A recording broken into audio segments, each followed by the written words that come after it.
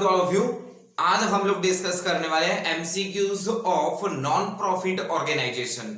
That means ऐसी firm जिसका intention profit earn करना नहीं है, बट पर्टिकुलर जो उनके मेंबर है उनको फैसिलिटीज या फिर उनके प्रोग्रेस के लिए होता है। तो इन शॉर्ट हम बोल सकते हैं नॉन गवर्नमेंट ऑर्गेनाइजेशन, जिसका दूसरा नाम है नॉन प्रॉफिट ऑर्गेनाइजेशन। तो यहां पे पहले सिंपल ये समझ ले कि जो भी एनजीओ होंगे वो कौन से अकाउंट प्रिपेयर करेंगे। सबसे पहले प्रिपेयर करेंगे वो लोग रिसिप्ट एंड पेमेंट अकाउंट। अब रिसिप्ट एंड पेमेंट अकाउंट है क्या? क्योंकि one kind of cash account. अगर मेरे पास कैश का इनफ्लो हो रहा है तो मैं डेबिट करूंगा, और अगर कैश का आउटफ्लो हो रहा है तो क्रेडिट कर दूंगा। अगर वो करंट ईयर की इनकम हुई, प्रीवियस ईयर की हुई या फिर नेक्स्ट ईयर की हुई, कैपिटल इनकम है, रेवेन्यू इनकम है, कैपिटल एक्सपेंडिचर है, रेवेन्यू एक्सपेंडिचर है, कुछ भी हो, यहां पे सिर्फ और सिर्फ कंसीडर किया जाता है अगर पैसे आ रहे हैं इनफ्लो तो डेबिट साइड, अगर पैसे जा रहे हैं तो क्रेडिट साइड पे आउटफ्लो लिखा जाता है। उसके बाद दूसरा एक अकाउंट प्रिपेयर करते हैं income and expenditure account, one kind of profit and loss account. ये क्यों फाइंड आउट किया जाता है? तो प्रॉफिट या फिर लॉस फाइंड आउट करने के लिए। बट हम बात कर रहे हैं एनजीओस में। जब एनजीओ होता है तो वहां पे प्रॉफिट वर्ड प्रॉपर्ली यूज नहीं कर सकते, तो इसकी वजह से उसको बोलते हैं हम इनकम एंड एक्सपेंडिचर अकाउंट, जहां पे डेबिट साइड पे सिर्फ और सिर्फ रेवेन्यू एक्सपेंस लिखा जाता है और क्रेडिट साइड पे रेवेन्यू इनकम लिखी जाती है। और अगर डेबिट साइड पे डिफरेंस आए तो समझो बच्चों यहां पे डेबिट साइड पे डिफरेंस कब पॉसिबल है? जब क्रेडिट साइड पे टोटल मेरा ज्यादा आ रहा है, वही टोटल मैं डेबिट साइड पे रखूंगा, जो डिफरेंस आएगा उसको हम नॉर्मली बोलते हैं प्रॉफिट। बट यहां पे मैं क्या बोलूंगा, मेरी इनकम ज्यादा है तो इनकम ओवर एक्सपेंडिचर, जिसको दूसरी लैंग्वेज में बोल सकते हैं सरप्लस। दोबारा डिस्कस करता हूं, मेरी इनकम ज्यादा है तो यहां पे डिफरेंस आने वाला है तो उसको मैं बोल दूंगा इनकम ओवर एक्सपेंडिचर, और दूसरी लैंग्वेज में सरप्लस भी बोल सकते हैं। बट अगर क्रेडिट साइड पे डिफरेंस आ रहा है दैट मींस हमारा एक्सपेंस ज्यादा है तो एक्सपेंस ओवर इनकम बोल सकते हैं, तो दूसरी लैंग्वेज में इसको बोलेंगे हम डेफिशिएंसी। तो हमारे पास इनकम एंड एक्सपेंडिचर क्यों बनाया जाता है? टू फाइंड आउट सरप्लस और डेफिशिएंसी। सरप्लस मतलब इनकम ओवर एक्सपेंडिचर और डेफिशिएंसी मतलब expense over income. And at last बनाया जाता है बैलेंस शीट। बैलेंस शीट में लायबिलिटी साइड नॉर्मली जैसे बैलेंस शीट प्रिपेयर करते हैं वैसे ही बैलेंस शीट प्रिपेयर की जाती है वहां पर भी, बट लायबिलिटी साइड लिखा जाता है only and only capital income, और असेट साइड पे लिखा जाता है कैपिटल एक्सपेंडिचर। और ऑब्वियसली यहां पे तो दोनों साइड का टोटल मैच हो जाएगा, इसकी वजह से ही उसको हम बोलते हैं बैलेंस शीट, दोनों का टोटल हमारे पास इक्वल हो जाएगा। तो ये उसके लिए बेस रहेगा। अब स्टार्ट करते हैं वन बाय वन एमसीक्यू। तो first one, receipt and payment account records generally shows. चलो receipt and payment account normally कौन सा अकाउंट शो करता है तो बात करते हैं। Receipt and payment account one kind of, मैंने पहले ही बोल दिया कि कैश अकाउंट, तो ऑब्वियसली कैश अकाउंट तो हमारा बैलेंस कौन सा शो करेगा? Debit balance. तो हमारे पास आंसर होगा A, a debit balance. Second, income and expenditure account records the transaction of. Question बोला है इनकम एंड एक्सपेंडिचर अकाउंट्स कौन से एंट्रीज की रिकॉर्डिंग होती है? इनकम एंड एक्सपेंडिचर में रेवेन्यू एक्सपेंस और रेवेन्यू इनकम। तो ऐसा ऑप्शन हमको कहां पे मिल रहा है? First one, revenue nature only, तो A is the perfect answer. Third one, income and expenditure account reveals. Reveals that mean income and expenditure account क्यों बनाया जाता है वो मैंने पहले ही डिस्कशन कर लिया हुआ है। अगर मैं यहां पे फाइंड आउट करना चाहता हूं सरप्लस या फिर डेफिशिएंसी, तो इनकम एंड एक्सपेंडिचर बनाऊंगा मैं। तो यहां पे ऑप्शन मेरे को मिल रहा है ए, सरप्लस और डेफिशिएंसी, तो A is the correct answer. Fourth one, The amount of subscription received from the member by non-profit organization in the shown in which of the following. चलो सब्सक्रिप्शन, पहले ये समझ लेते हैं सब्सक्रिप्शन क्या है। हमारा जो पर्टिकुलर ग्रुप है, दैट मीन्स क्लब है या फिर एनजीओ है, उसमें जो भी मेंबर्स इन्वॉल्वमेंट होना चाहते हैं वो सब मेंबर के पास से हम मेंबरशिप फीस कलेक्ट करते हैं। अगर पर्टिकुलर किसी इंसान को हमारे क्लब में ज्वाइन होके रहना है तो उसको every year membership fees payment करनी रहेगी, तो वो उसे ही हम बोलते हैं सब्सक्रिप्शन। तो वो हमारे लिए हो गई इनकम, और एवरी ईयर इनकम जनरेट हो रही है, तो इनकम एंड एक्सपेंडिचर अकाउंट में क्रेडिट साइड पर रेवेन्यू इनकम कंसीडर होगी। तो देखते हैं फर्स्ट वाला ऑप्शन क्या बोलते हैं, debit side of income and expenditure, तो रॉन्ग, डेबिट साइड पे एक्सपेंस लिखा जाता है। Credit side of income and expenditure account, yes, B is the perfect answer. Fifth one, donation received for a special purpose. अब यहां पे समझो, donation को यहां पे मैं दो क्लासिफाइड करता हूं। First one is a special purpose. अगर स्पेशल पर्पस के लिए अगर मेरे को डोनेशन मिल रहा है तो वो मेरे लिए काउंट होगी कैपिटल इनकम। बट अगर नॉर्मली डोनेशन मिल रहा है, रेगुलर डोनेशन मिल रहा है, छोटी मोटी अमाउंट मिल रही है, तो उसको मैं कंसीडर करूंगा रेवेन्यू इनकम। तो यहां पे स्पेशल डोनेशन है तो कैपिटल इनकम कंसीडर करके बैलेंस शीट में लायबिलिटी साइड लिखा जाएगा। तो वहां पे देखते हैं, should be credited to income and expenditure, नहीं, इनकम एंड एक्सपेंडिचर में क्रेडिट कब होगा, जब नॉर्मल डोनेशन अगर मिल रहा है वो भी छोटी अमाउंट, तो यहां पे हम रेवेन्यू इनकम काउंट करेंगे। But should be credited to separate account and shown in the balance sheet, yes, capital income consider करके अलग से लायबिलिटी साइड शोन कर सकते हैं। तो B is the perfect answer. Six one, subscription received by a school for the organisation annual function is treated as, obviously special donation हो गया, क्योंकि यहां पे बोला है कि पर्टिकुलर पर्पस के लिए आपको डोनेशन मिल रहा है, तो कैपिटल इनकम कंसीडर करके बैलेंस शीट लायबिलिटी साइड, तो capital receipt liability is the perfect answer. Seventh one, the amount of entrance fee received by the non-profit organization, give it received regularly, regularly मिल रहा है, तो regularly मिल रहा है तो revenue income हो गई, income and expenditure credit side होगी उसकी एंट्री। क्या बोले, is shown in which of the following, first one liability side wrong, asset side wrong, balance sheet में तो कैपिटल इनकम कैपिटल एक्सपेंडिचर ही होगा। Debit side of income and expenditure, तो wrong, debit side पर expense consider करते हैं। Credit side of income and expenditure, तो credit side पे तो डी होगा हमारा परफेक्ट आंसर।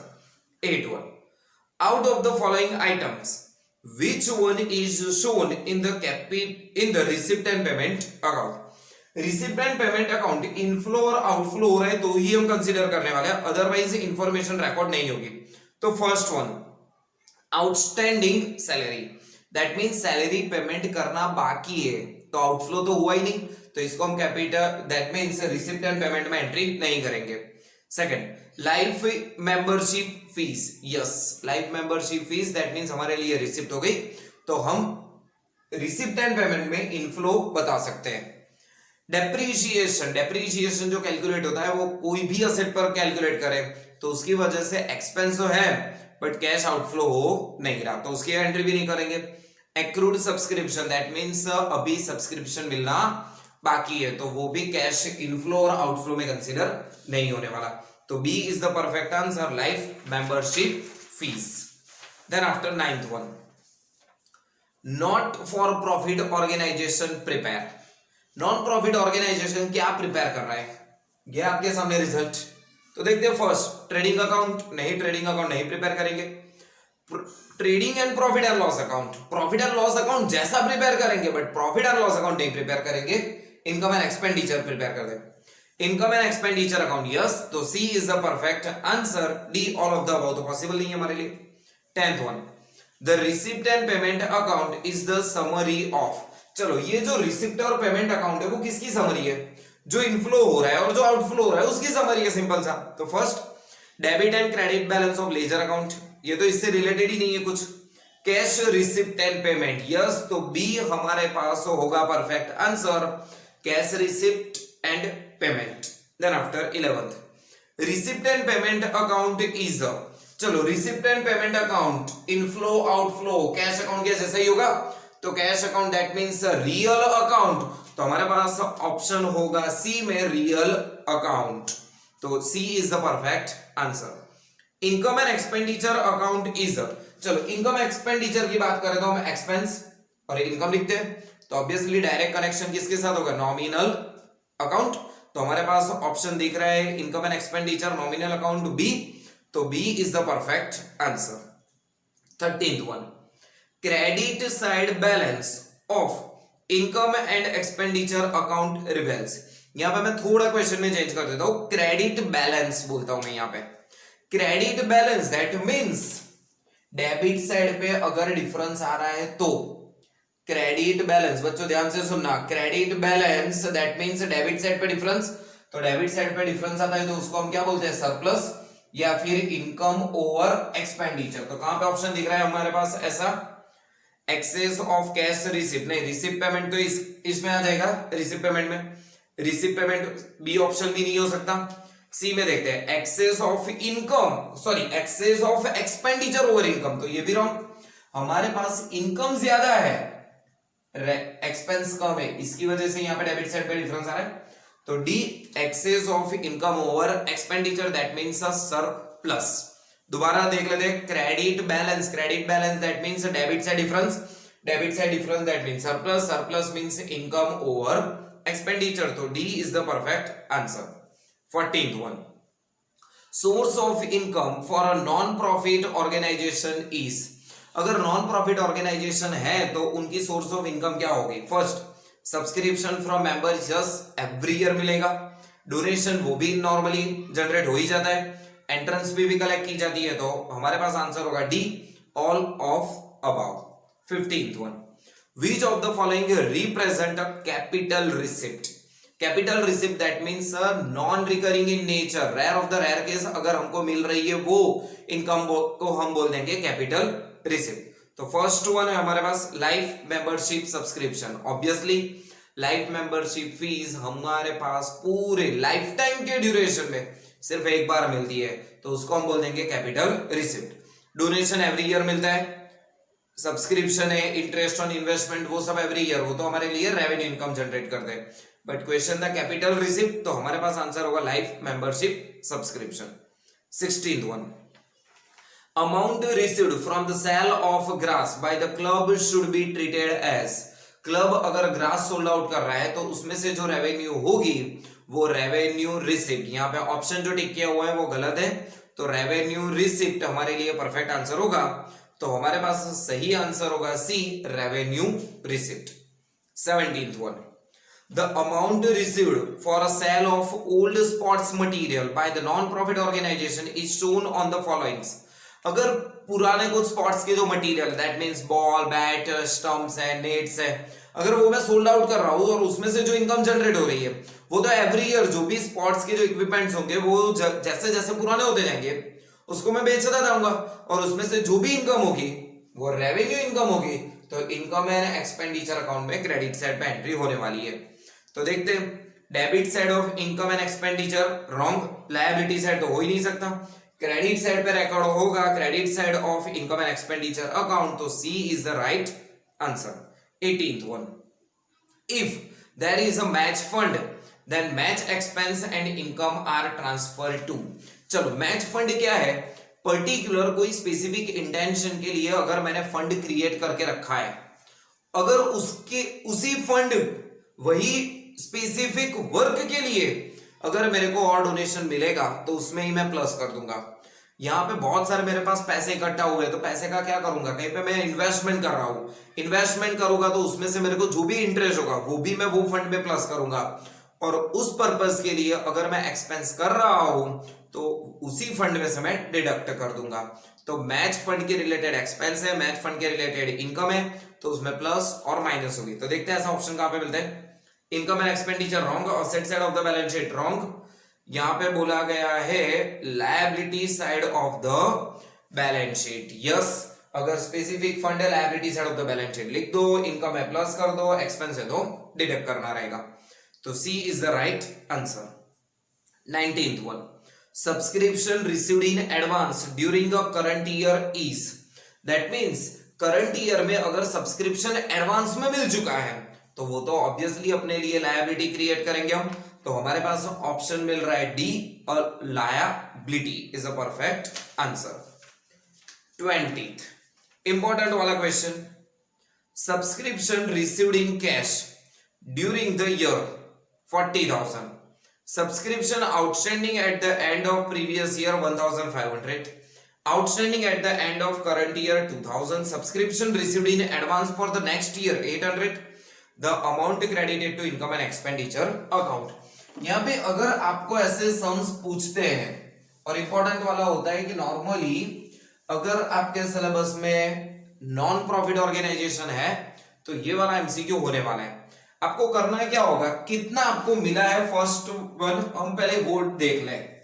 चलो 20 नंबर, फर्स्ट टोटली कैश में कितना रिसीव्ड हुआ है तो 40,000। अब क्या करना है, अगर करंट ईयर का आउटस्टैंडिंग है दैट मींस अगर मिलना बाकी है तो ऑब्वियसली प्लस हो जाएगा, और करंट ईयर में मैं बोलूं कि सर प्री रिसीव्ड है एडवांस में मिल चुका है तो उसको हम डिडक्ट कर देंगे, और वही पॉसिबिलिटी हो सकती है अगर वो पिछले साल का है तो ऑपोजिट इफेक्ट हो जाएगी। तो वन बाय वन वेरीफाई कर दें, subscription outstanding at the end of previous year, चलो आउटस्टैंडिंग है तो प्लस करना रहेगा, बट प्रीवियस ईयर का है तो मैं माइनस कर रहा हूं वहां से 1,500। देन आफ्टर आउटस्टैंडिंग है तो प्लस करना रहेगा, but at the end of current year तो करंट ईयर का ही है तो प्लस करूंगा, हमारे पास उसके लिए अमाउंट है 2,000। Then after subscription received in advance, advance में मिल चुका है तो ऑब्वियसली डिडक्ट होगा क्योंकि अकाउंट में कुछ भी अगर एडवांस पेमेंट भी है तो भी वो हम कंसीडर कर रहे थे नहीं करते, और अगर एडवांस में रिसीव्ड हुआ है तो वो भी हम रिकॉर्ड नहीं करते। तो हमारे पास बोला है subscription received in advance for the next year, तो वो तो नेक्स्ट ईयर का में चला जाएगा, करंट ईयर में कंसीडर नहीं करेंगे, तो 800 यहां से मैं डिडक्ट कर रहा हूं। तो हमारे पास आंसर क्या मिल रहा है, कैलकुलेशन कर लेते हैं, 40,000 माइनस 1,500 प्लस 2,000 माइनस 800, तो 39,700 ऐसा कुछ ऑप्शन दिख रहा है, 39,700, तो वो हमारे लिए होगा आंसर। तो इनकम एंड एक्सपेंडिचर में लिखा जाएगा 39,700, तो B is the correct answer. But कभी कभी इनकम एक्सपेंडिचर की अमाउंट दी जाती है और रिसीव पेमेंट में कौन सी अमाउंट लिखनी है वो भी पूछ सकते हैं आपको एमसीक्यू में, तो पूरा कैलकुलेशन उल्टा रहेगा इसका। Then after 21 subscription received in cash, चलो सेम क्वेश्चन है, subscription received in cash, cash में कितना रिसीव्ड हुआ है ऑलरेडी हमको 5 लाख, सब्सक्रिप्शन आउटस्टैंडिंग है, चलो आउटस्टैंडिंग है तो प्लस होगा, बट देख लेते हैं कौन से ईयर का है, प्रीवियस ईयर का है तो डिडक्ट ही कर देंगे, minus 20,000। Then after outstanding at the end of current year, outstanding है तो प्लस करना है, वो भी करंट ईयर का है तो प्लस ही होगा 25,000। Subscription received in advance, advance का है तो हम नहीं कंसीडर करेंगे करंट ईयर में तो उसको डिडक्ट कर देंगे, बट नेक्स्ट ईयर का ही है तो obviously minus 8,000। And subscription received in advance, दोबारा एडवांस रिसीव्ड हुआ है बट प्रीवियस ईयर का है, तो प्रीवियस ईयर में अगर कोई बोले कि सर एडवांस में रिसीव्ड हुआ है तो वो इनकम करंट ईयर की हो गई, तो करंट ईयर की इनकम में उसको प्लस कर देंगे, प्लस 7,000। तो क्या हो रहा है इसके लिए फाइनल आंसर कैलकुलेट कर लेते हैं, 5 lakh minus 20,000 plus 25,000 minus 8,000 and plus 7,000, तो आंसर मिल रहा है 5,04,000। ऐसा जहां पे भी आपको आंसर दिखे वो हमारा होगा करेक्ट आंसर, तो A is the right answer. Then after 22nd subscription received in cash during the year, चलो सेम वाला क्वेश्चन है, 22nd नंबर, कैश में रिसीव्ड हुआ है 60,000। Then after subscription received in advance, चलो एडवांस में तो डिडक्ट करना होगा, बट देख लेते हैं for the next year, okay तो डिडक्ट कर देंगे, नेक्स्ट ईयर की है वो तो इनकम, तो minus 3,000। Then after received in advance, again received in advance है बट कौन से साल का है, प्रीवियस ईयर में अगर रिसीव्ड इन एडवांस है तो वो करंट ईयर की इनकम, तो करंट ईयर में हम प्लस कर देंगे plus 2,000। Then after subscription in arrears that means outstanding है at the end of current year, तो करंट ईयर का हमको मिलना बाकी है, वहां पे कुछ अमाउंट की प्रिंटिंग मिस्टेक है, वहां पे पर्टिकुलरली अमाउंट है 5400। तो क्या होगा हमारे पास आंसर, कैलकुलेट करते हैं। फर्स्ट 60,000 माइनस 3,000 प्लस 2,000 प्लस 5,400, तो हमारे पास आंसर होगा 64,400 इज द करेक्ट आंसर। तो ऐसा आंसर दिख रहा है हमको डी, तो D is the right answer. Again कुछ ऐसा ही है। 23rd subscription received in cash during the year 3 lakh, तो कैश में हमको ऑलरेडी 3 लाख मिल चुके हैं। हमारे पास एमसीक्यू नंबर है 23, ऑलरेडी 3 लाख मिल चुका है। अब देखते हैं उसमें कैलकुलेशन क्या कर रहा है। सब्सक्रिप्शन रिसीव्ड इन एडवांस, चलो एडवांस है तो ऑब्वियसली डिडक्ट हो जाएगा और वो भी नेक्स्ट ईयर का ही है, तो माइनस कर रहा हूं वहां से 10,000। रिसीव्ड इन एडवांस है but during the previous year है, तो प्रीवियस ईयर का यहां पे प्लस कर देंगे 8,000। Then after subscription in arrears at the end of previous year, चलो एरियर्स दैट मीन आउटस्टैंडिंग होगा तो प्लस करना रहेगा, बट कौन से साल का है, प्रीवियस ईयर का, तो प्रीवियस ईयर का होगा तो डिडक्ट कर लेंगे 18,000। And subscription arrears at the end of current year, ये करंट ईयर की इनकम है जो मिलना बाकी है, तो प्लस 12,000। तो प्लस माइनस करने के बाद जो मिलेगा वो हमारा परफेक्ट आंसर होगा। तो 3 lakh minus 10,000 plus 8,000 minus 18,000 plus 12,000, तो हमारे पास आंसर मिल रहा है 2,92,000। तो ये होगा हमारा करेक्ट आंसर 23rd में। कहां पे दिख रहा है 2,92,000 बी, तो B is the perfect answer. 24th what amount will be received in income and expenditure account for the year ending 31st March 2010 on the basis of following information. 31st March 2009 और 31st March 2010, printing mistake है वहां पे। Outstanding subscription that means अभी मिलना बाकी है, advance subscription that means मिल चुका है। सब्सक्रिप्शन रिसीव्ड 9-10 में कितना हुआ है, 4 लाख ऑलरेडी अमाउंट प्रोवाइड किया गया है, तो वहां पे कैलकुलेट करते हैं। एमसीक्यू नंबर होगा हमारे पास 24, ऑलरेडी 4 लाख अमाउंट मिल चुका है। अब करना क्या होगा वो देख लेते हैं। आउटस्टैंडिंग है सर, आउटस्टैंडिंग है तो करंट ईयर का होगा तो प्लस, अगर प्रीवियस ईयर का होगा तो माइनस। तो 31st March 2009 प्रीवियस ईयर का है तो 10,000 माइनस, 25,000 करंट ईयर का है तो प्लस करेंगे। एडवांस रिसीव्ड है तो एडवांस रिसीव्ड अगर करंट ईयर में अगर एडवांस रिसीव्ड हुई है तो माइनस, प्रीवियस ईयर होगा तो plus.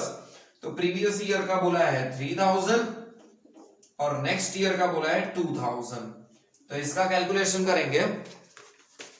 4 lakh minus 10,000 plus 25,000 plus 3,000 minus 2,000, तो आंसर मिल रहा है 4,16,000।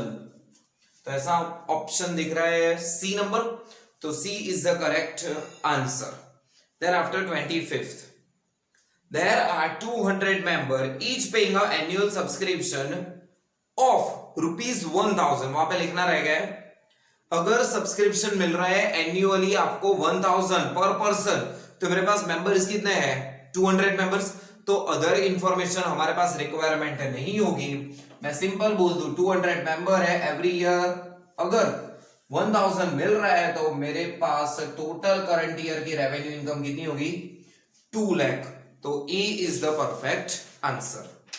Then after 26th number, opening a balance of a prize fund 32,800 during the year, donation received towards this fund 15,400, amount spent on the prize was 12,300, interest on prize fund investment 4,000, the closing balance of prize fund। चलो ये मैंने already बोल चुका हूं, अगर specific donation है, special fund create करके रखा है, तो उसमें जो भी इनकम होगी या फिर जो भी एक्सपेंस होगा उसमें ऐड या फिर लेस करेंगे। तो हमारे पास ऑलरेडी ओपनिंग बैलेंस कितना दिया गया है प्राइस फंड का 32,800, ओपनिंग में तो इतना फंड है available. Then after donation received हुआ है 15,400 का, अमाउंट स्पेंड किया गया है, दैट मींस हमारे पास से पैसे आउटफ्लो हो गए, minus 12,300। And interest on price fund investment, interest मिला है, इसी फंड का इन्वेस्टमेंट है, तो 4,000 प्लस कर देंगे।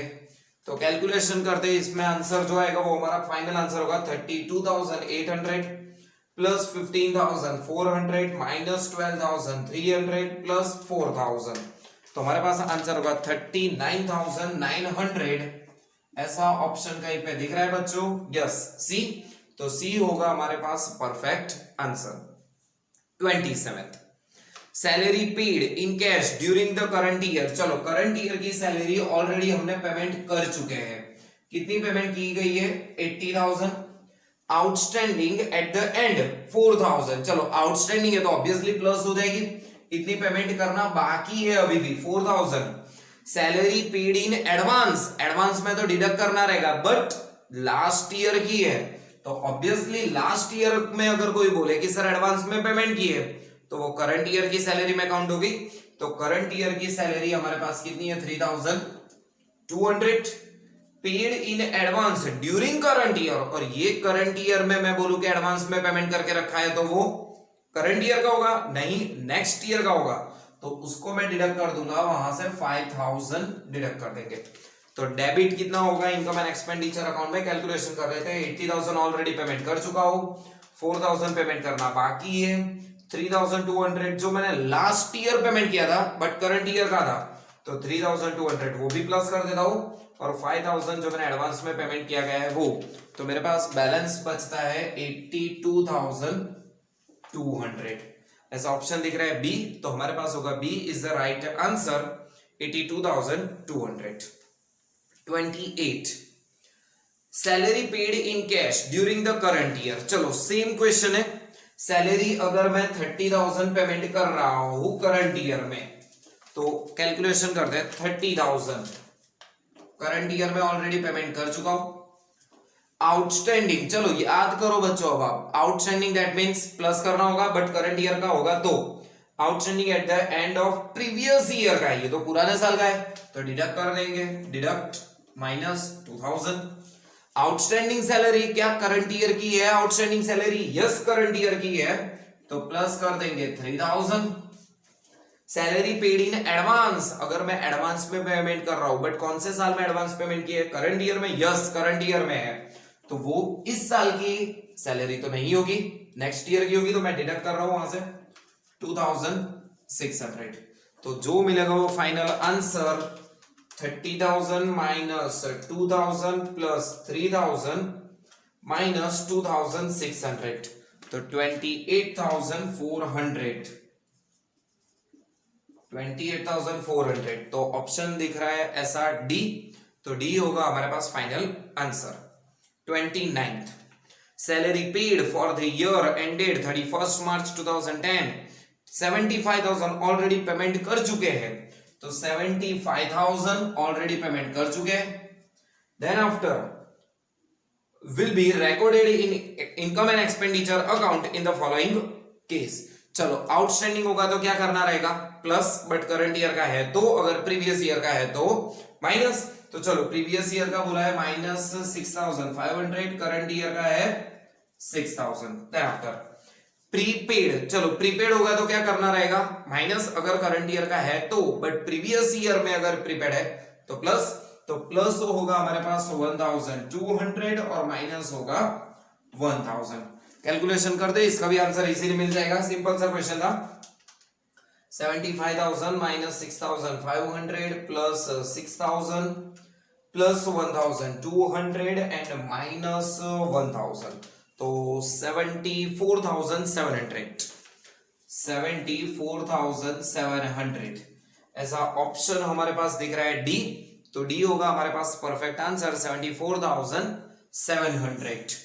Then after 30th number, how much amount will be spent shown in the income and expenditure account in the following case? creditor for stationery, stationery जो हमने परचेज की थी उसके लिए पेमेंट करना बाकी है। ओपनिंग है 8000, क्लोजिंग हमारे पास 6000। Then after stock of stationery 3000 and 3200 during the year 2009-10 payment किया गया है टोटल 60000। अच्छा क्वेश्चन है। पहले ओनली एंड ओनली जो रिगार्डिंग पेमेंट हुआ है पेमेंट नहीं हुआ है उसके बारे में बात करते हैं।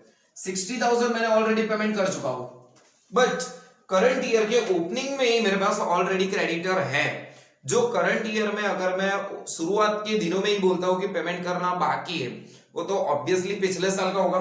तो पिछले साल का मैं डिडक्ट कर रहा हूं 8000 और करंट ईयर के जो क्रेडिटर्स है जो पेमेंट करना बाकी है वो मैं प्लस कर रहा हूं 6000। तो पहले ये देख लो कि मेरा करंट ईयर का एक्सपेंस कितना है। 60000 में से 8000 तो था प्रीवियस ईयर का, 6000 करंट ईयर का ऑलरेडी पेमेंट करना बाकी है। तो करंट ईयर का मेरा एक्सपेंस कितना हो रहा है 58000। बट ऑलरेडी स्टेशनरी का स्टॉक के बारे में भी कुछ बोल के रखा है।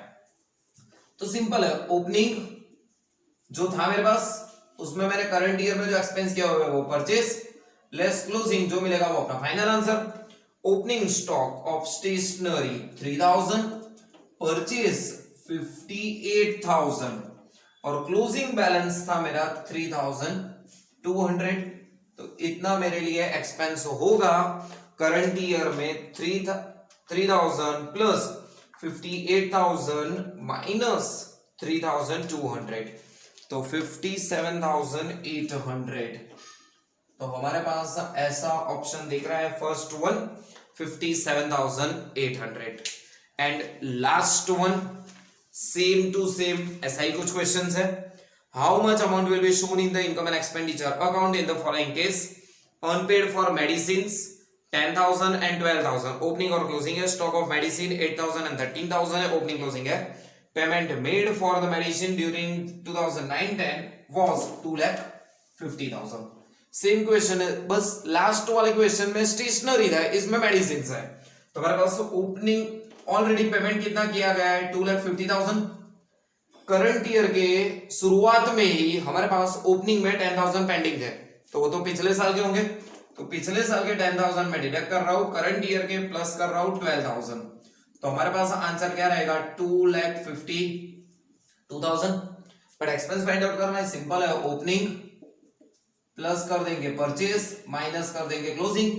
तो ओपनिंग हमारे पास है 8,000, परचेज ऑलरेडी मैंने किया हुआ है 2,52,000 वो करंट ईयर में, ये रही अमाउंट अपने फाइंड आउट किया हुआ है। एंड देन आफ्टर माइनस कर देंगे एट लास्ट क्लोजिंग है 13,000।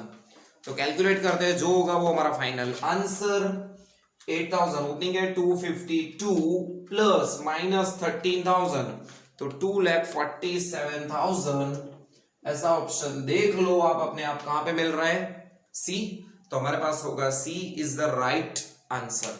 तो ये था, आपको ऐसे एमसीक्यूज आ सकते हैं और ऑब्वियसली यहाँ पे सब्सक्रिप्शन वाले पॉइंट, सैलरी वाले पॉइंट, जो मेडिसिन वाला ये वाला पॉइंट्स है वो क्वेश्चन आपके लिए बहुत ही इंपॉर्टेंट है। ऑब्वियसली मैच फंड वाला जो क्वेश्चन था वो भी इंपॉर्टेंट। ऐसा एमसीक्यूज नॉर्मली आपको जनरली पूछ सकते हैं। और वीडियो के शुरुआत में जो कुछ मैंने डिस्कशन किया हुआ था receipt and payment account, income and expenditure and balance sheet, उसके रिगार्डिंग आपको क्वेश्चन आने वाले हैं। इसके रिगार्डिंग कुछ भी, ये जो भी क्वेश्चंस है इसके रिगार्डिंग कुछ भी डाउट्स है तो नीचे आप कमेंट सेक्शन में बता सकते हो। तो ऑल द बेस्ट।